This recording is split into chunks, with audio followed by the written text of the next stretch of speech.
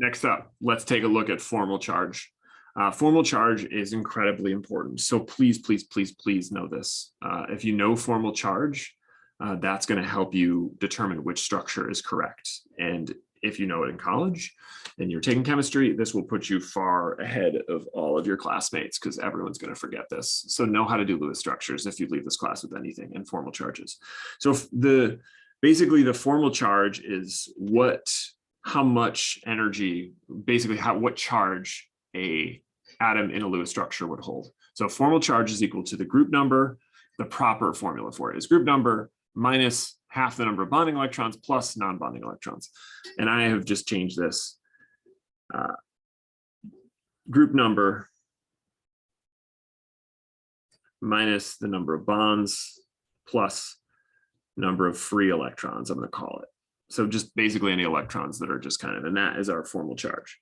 And again, every single atom is going to have a formal charge. So if I have something, I don't know, let me choose chlorine. That's boring, actually. Let's do nitrogen in a weird setup. Actually, let's do it this way. Here, nitrogen and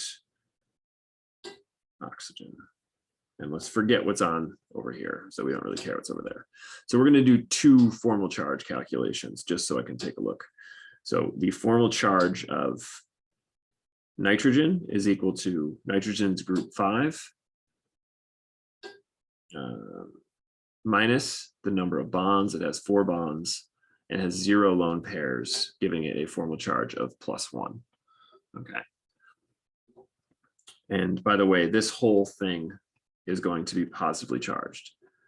The formal charge of oxygen is going to be equal to group 6 minus 2 bonds plus the 4 free electrons. It has a formal charge of 0. I know that when I add those two values together, I should get the charge of the compound, or in this fake compound that we have going on here. So we highlight these. So nitrogen has a formal charge of +1. Oxygen has a formal charge of 0. Okay, so we generally put those associated with those atoms. So the sum of the formal charges must be the charge of the atom or molecule or molecular ion. The dominant Lewis structure is generally the one in which atoms have formal charges closest to 0. If we have to have formal charges, the dominant one is where we have, let me just highlight these. Formal charges closest to 0 is the ideal. And if we don't run into that, if we have to have a charge on something, we want to do it so the negative formal charge is on the more electronegative atom, and vice versa, a positive formal charge on the less electronegative atom, right? So on positives on more electronegative, negatives on, positives on less electronegative, negatives on where you'd expect them to be, essentially. All right, so draw the Lewis structure for CO2 and determine the formal charges. Which of these is the correct drawing? Okay, so let's take a look at this. And so do SO2, all right, so give SO2 a try. Let's talk about SO2. So formal charge, if you're forced to have a formal charge, and actually we're going to do, yeah, we can do this one. We're forced to have a formal charge with SO2. So I'm going to quickly do this. So SO2, actually, SO2 is not a great example, and I will tell you why later, but you should try SO2. Let's take a look at NO3. NO3, in fact, you should pause this and do this compound, or give this a try. Yeah, pause this and give it a try, and I'm not following my own rules. Again, if you follow the rules, you're going to get it right. So nitrogen, I'm going to follow my own rules. Here we go. Again, just so as more practice, nitrogen has 5 plus 3 times 6 plus the charge of +1. So this is 24 electrons altogether. Okay, so nitrogen in the center, and I'm going to put all the oxygens around it. I just used 6 electrons, so I'm down to 18. Now I'm going to put 2 electrons in each of these. 6, 12, 18. I have 0 electrons left. Nitrogen is not happy. Nitrogen wants this, by the way, this whole thing is negative. Nitrogen is not happy, so we need to share some of these electrons. So these electrons need to be shared. So I'm going to get rid of them here, and I'm going to share them there. Do formal charges. So you can go ahead and do formal charges on all of these. Pause it and do formal charges. What you should find out is this is 0, these two are -1, and this is +1. Is this a good structure? No, this is a terrible structure because everything is charged except for that one oxygen. The good news is this thing is incredibly stable and it does exist, because there's another way that I could have drawn this, right? I could have actually put that double bond here instead, or I could have put that double bond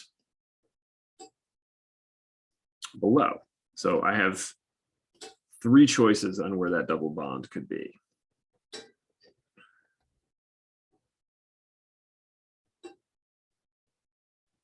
Why does this matter? Well, these are called, first of all, this is called a resonance arrow.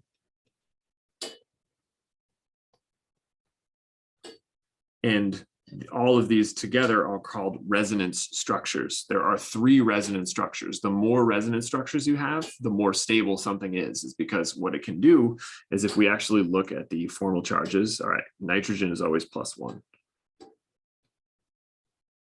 Oxygen is, with the double bond, is going to be 0. And it's going to be -1 when I have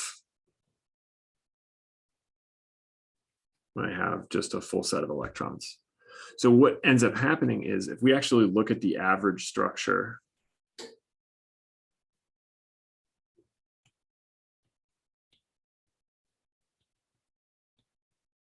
well, we know that 1 bond exists between the oxygens and the nitrogen, and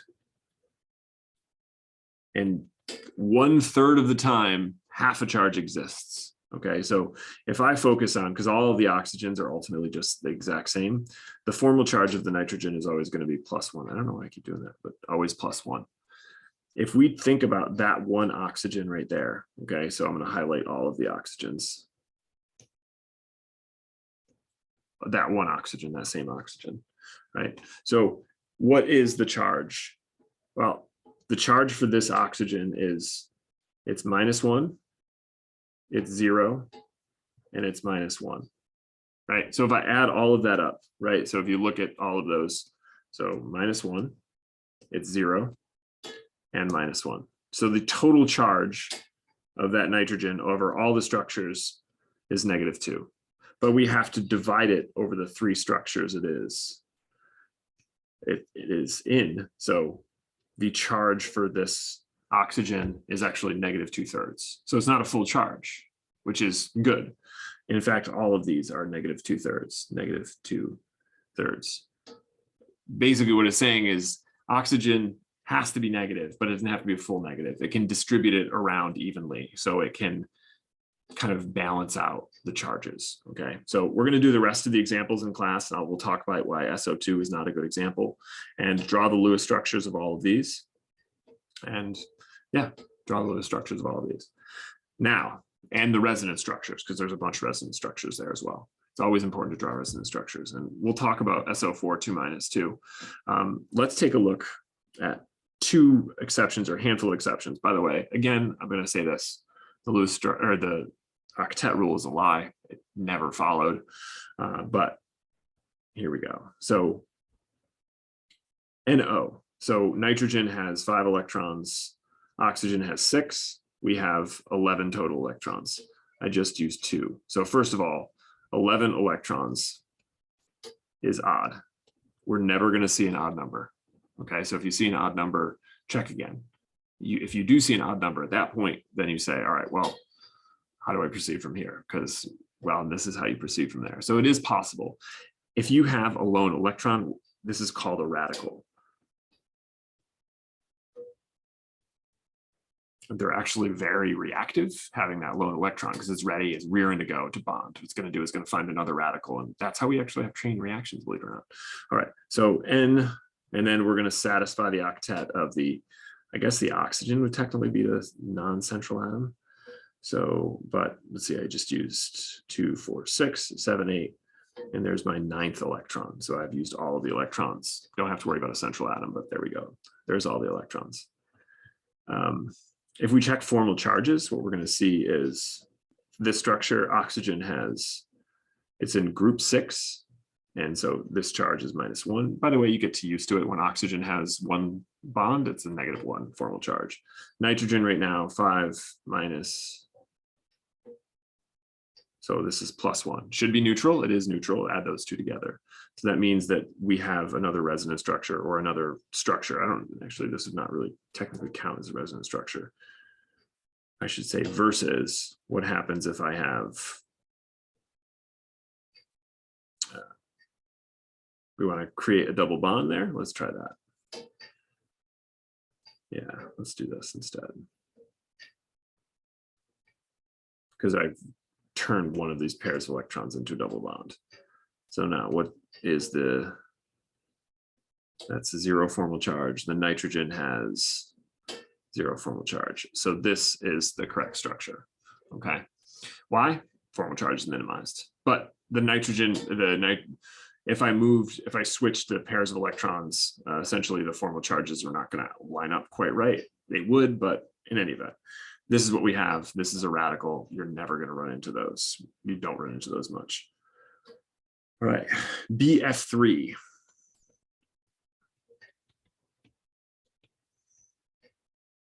Each of the fluorine does have a full octet. If you can't see the little dots, but there we go. That's BF3. It only has 6 electrons. Boron has 6 electrons. You see the same thing for aluminum. That's it. Doesn't need anything more than that. Aluminum has 6 as well. In fact, aluminum is a little bit weirder than that. Beryllium, although it's a metal, would have 4 electrons because it doesn't have a full, it just does happy to not have a full octet. Okay, so you run into that quite a bit. And then the biggest lie is this one. Basically, the only thing that obeys the octet rule is carbon, nitrogen, and oxygen. Anything greater than really silicon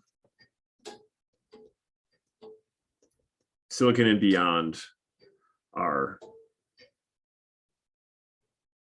well, don't obey. Do not obey octet. Okay, so try all these. Let's do these Lewis structures as well. All right, perfect. All right, that would work.